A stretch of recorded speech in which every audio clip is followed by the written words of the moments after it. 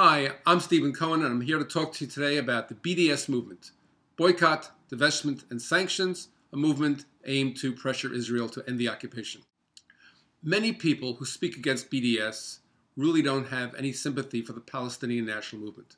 I want to say from the very outgo that I do. Back when I was a student at Columbia University, and frankly I was a pro-Israel Zionist leader back in the 60s, I learned that we need two states, a democratic Jewish state of Israel and a democratic Palestinian state of Palestine living alongside Israel in peace.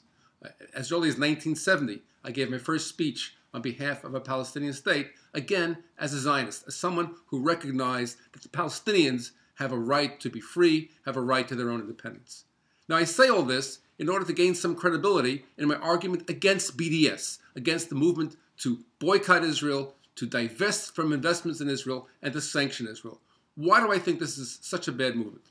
My reason is driven by my deep desire for a just and lasting and enduring peace between the democratic state of Israel, democratic Jewish state of Israel, with equal rights for Arabs, Palestinians, and other non-Jews, and a Palestinian state.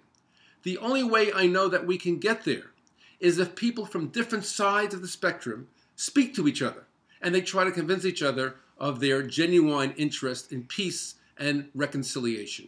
We need to get Israel to agree to leave the territories, to roll back its settlements, to compensate Palestinians with land in what is now Israel proper, to build a road from Gaza to Hebron so that Palestinians can travel back and forth to and from the sea, to and from in our heartland. We need to have a seaport built in Gaza. We need to do all these things, and we need to do it in a way in which both Israelis and Palestinians feel secure. We can only do that if the peacemakers from both sides can talk to each other. That means cultural figures, that means professors, that means artists, that means industrialists, that means people working day by day. And if we cut off those relationships, there is absolutely no chance for peace. There's only chance for war. There's chance for more killing of Palestinians by Israelis, of Israelis by Palestinians. And in this situation, frankly, with the incredibly aggressive and warlike Middle East, the region in which both peoples live, there's also a chance for a much bigger conflagration, something that none of us want to see. So I understand the rationale of people who say, we got to do something. Palestinians shouldn't stab people. They shouldn't launch rockets. So what can they do? They can put diplomatic pressure on Israel. I understand that. But there has to be a way of doing that that doesn't cut off relationships. And boycotting Israel cuts off relationships. Divesting of any relationships with Israel cuts off relationships. Sanctioning Israel cuts off relationships. We don't want that. We want engagement. We want to bring two adversaries together. And I say this with the deepest of caring. As some of you who may know me know, I made Aliyah. I moved to Israel.